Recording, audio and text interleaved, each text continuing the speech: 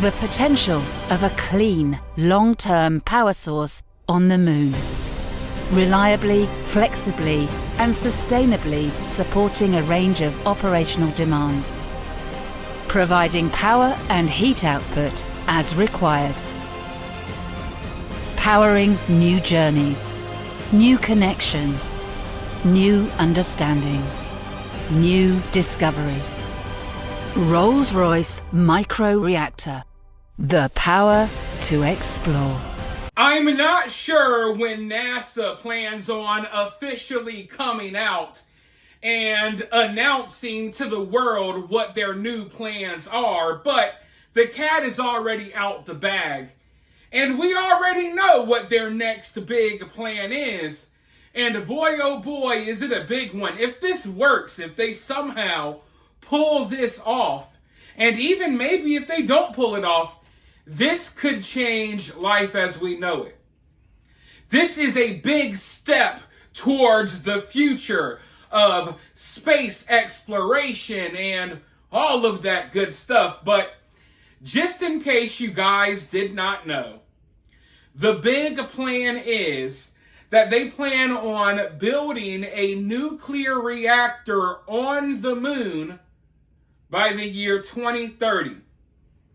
4 short years, ladies and gentlemen.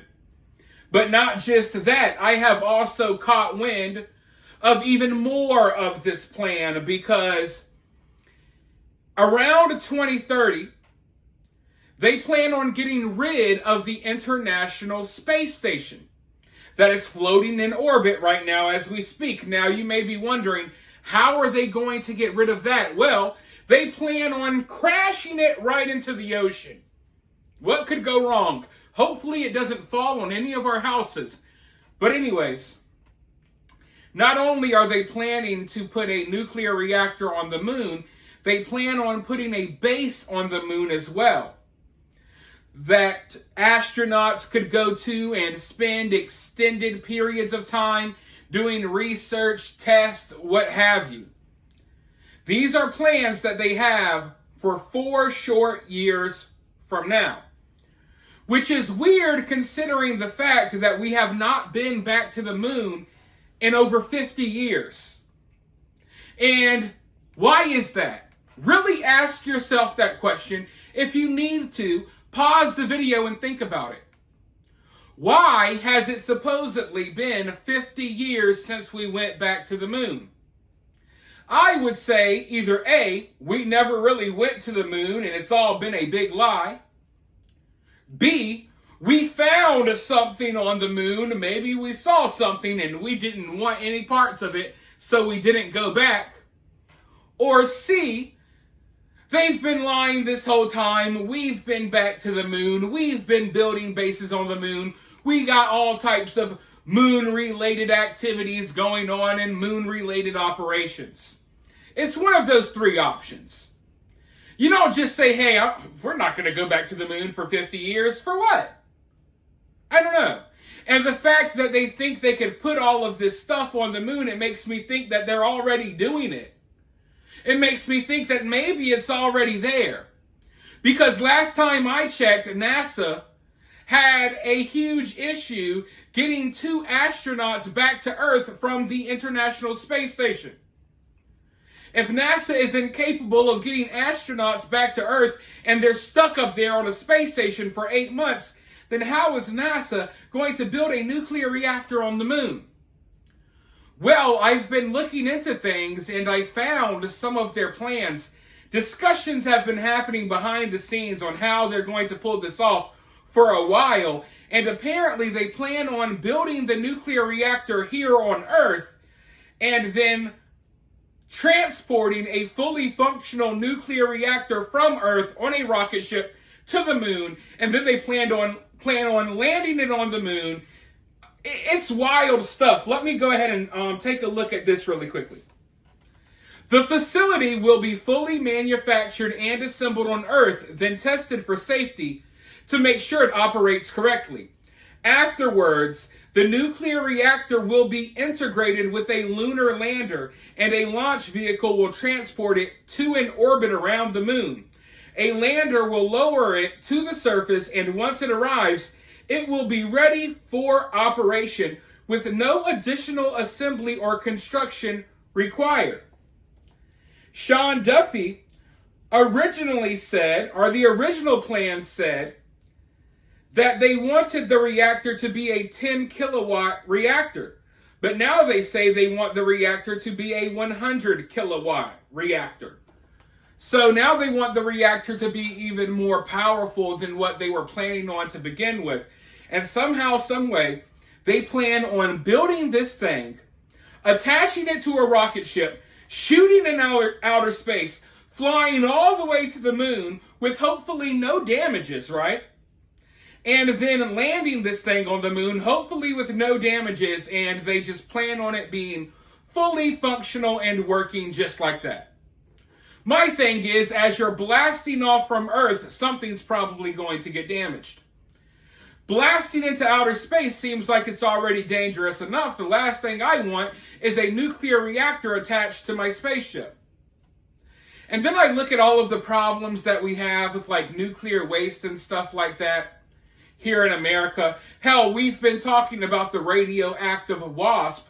Right now, in Georgia and South Carolina, there are insects that are radioactive from some type of nuclear waste leak.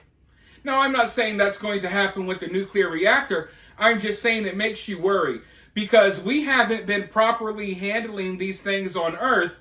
How are we going to properly handle this thing on the moon? No assembly required. We just drop it on the moon and hey, we're good to go. Now, I understand the benefits. This could help us refuel rocket ships so we could fly further into space. But once we get further into space, then what? Are we going to have a nuclear reactor on Mars? Are you going to have nuclear reactors floating in outer space to refuel ships? I don't know where they plan on going with this. But we know that this is all part of the new space race. Because Russia and China, they're trying to do the same thing. And I have some thoughts about that I'll get into in just a moment. But first, I want to roll this news clip because some experts were on speaking about this. And I think it's important for us to listen to what they have to say. Even though I don't necessarily believe everything they say, I'm not sure what the agenda is behind this. I do think it's important to hear these people out because they let you know what their plans are. Let's go ahead and roll this clip, though, and then I'll be right back with more thoughts.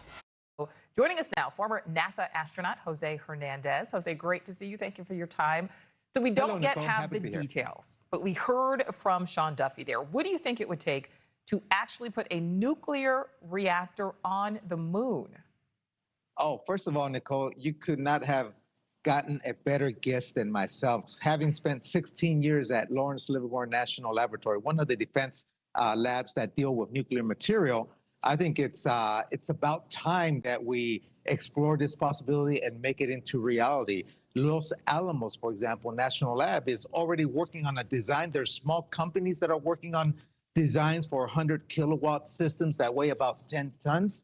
I think this is an effort where the Department of Energy, Los Alamos National Lab, and a small company get together and fast track this effort because each of them have key elements of technology that will make it work.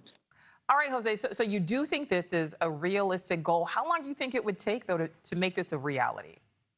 Well, I was just in Los Alamos, and I was reviewing one of their projects of a design for a small reactor. And I think that if we put the right resources together in about 4 years, we could have a system that can be ready to be shipped off into the surface of the moon. It would probably only weigh about 10 tons if it's only going to produce 100 kilowatt of power, which means this fission technology system can go on a Falcon 9 Super Heavy and be put into a lunar orbit. And we just have to figure out how to put it down on the surface of the moon. All right, Jose. So proponents say this is about winning this so-called second space race. Would you agree? And what is the ultimate goal here by having a nuclear reactor on the moon? Nicole, we're going to retire the International Space Station in 2030. And so the next thing we're going to do is establish a long duration outpost on the surface of the moon. Why are we doing this? We're doing it because we have to test technologies and develop technologies that we're going to need to go to Mars and beyond. When we have that lunar base, it's going to create a whole lunar economy, and we're going to need surface power. And solar panels can only get you so far. You could envision these 100 kilowatt small nuclear reactors daisy chain to have enough power for whatever needs we may need on the surface of the moon. So it's very possible. We just have to throw resources at it and make it happen. And make it happen. All right. So when it comes to energy, we know that our president is certainly not a fan of alternatives like wind and solar. So let's just listen to some of what he said. Wind is the most expensive form of energy, and it destroys the beauty of your fields and your plains and your waterways. And they say that the blades, which are carbon fiber, you can't bury. Oh, okay, you can't bury. What are you going to do? Dump them in the ocean someplace? But I've restricted windmills in the United States because they also kill all your birds. It's a very expensive energy. It's a very ugly energy, and we won't allow it in the United States. All right, Jose. So how much of this do you think his dislike of some of these other energy options could be playing into this goal for the moon, or do you think it's just two separate things in your opinion?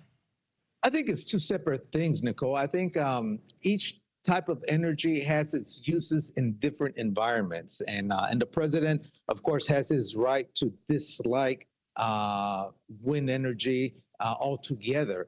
But I think every type of energy, including renewable energy, has its purpose and its applications in different environments. The moon, I think the only two you can consider is solar and power from a small nuclear reactor. Now, depending where you are on the surface of the moon, solar may get you there in certain locations, but there's going to be locations where the sun's going to be very limited, and you're actually going to need an energy source, and the only other choice is a nuclear reactor. So I think they can complement each other. But I'm so excited, having coming from a nuclear background myself. I'm very happy that we are going to go full throttle on the development of a small nuclear reactor for the surface of the moon. Yeah, and according to the administration, by the year 2030. All right, former NASA astronaut Jose Hernandez, thank you. Now, I don't want to be all doom and gloom here, because this does sound cool. It's interesting. It's fascinating. If you're someone that's really into outer space and all of this stuff, I know that this story is the story for you. And I'm sure there's a lot of people all into this stuff. But I personally, and like I said, I'm trying not to be doom and gloom, but here comes the doom and gloom. Personally, I can't look at this stuff and not think about human nature. Because sure, it sounds great. What if the human race could all come together in the name of space exploration? Let's put these nuclear reactors on the moon. Hopefully this will better us somehow. Hopefully this will drive us into the future together. But the reality is, human nature plays a role here. And the reality is, countries can't just fly to the moon and start claiming land without other countries having a problem. Still till this day, since the beginning of Earth, since the beginning of recorded history to this day, people are fighting over land. People are fighting over land as we speak in various countries across the world. Sometimes it's only a mile of land. Sometimes it's less than a mile of land. And people are fighting over it. They're battling over it. Hell, on the corner of city streets in America, we got gangs fighting over street corners, fighting over neighborhoods. It's human nature. It just is. So when looking at, we're going to go put a nuclear reactor on the moon, do you think other countries won't have a problem with that? And then we know other countries are trying to do the same, and we're trying to do it quicker. And the way I look at this is like, how long before we're going to war with other countries over portions of the moon? And it sounds far-fetched, it sounds crazy now, but in 4 years, supposedly we're going to have a base and a nuclear reactor on the moon. Maybe it's already there. So how long before we start contesting portions of the moon? Hey, China, we don't want you landing on that part of the moon. We don't want your nuclear reactor this close to our nuclear reactor. So before you know it, we're going to be fighting over the moon. As soon as this becomes possible, and as soon as inhabiting Mars and these other planets, as soon as this stuff becomes possible, if it's not already, the wars and the fights will immediately begin. I don't even think we're going to have a grace period of 10 or 15, 20 years before things start popping off. And maybe things are already popping off. Maybe one of the reasons why we're so at odds with Russia and China right now is because behind the scenes, they know this space race is going. They know the space race is happening. So the way I look at it is, it's kind of cool. I feel like it's kind of dangerous. But also I feel like it's only a matter of time before we have new things to fight over. We're running out of things to fight over in the world. So now we got to fight over things on the moon. And then we'll fight over things on Mars. And then we'll fight over things on this planet and that planet. That's the way I see this going. And hopefully I'm wrong, but I don't think I am. Because history proves that this is what happens. And why we're making all of these different changes. But human nature really hasn't changed much. Sure, we're not as barbaric as we used to be. But it's still there. It's still in us. And I don't know. I think that if we get to a point where we're having communities and these bases on the moon and stuff, I just think that it's not going to end well in the long run. Or at the very least, it's going to open up a whole new frontier of fighting and all types of problems. But for now, you guys let me know what you think about this down in the comments below. While you're down there, hit that thumbs up, hit that subscribe, ring that notification bell, and I'll talk to you all very soon in the next video.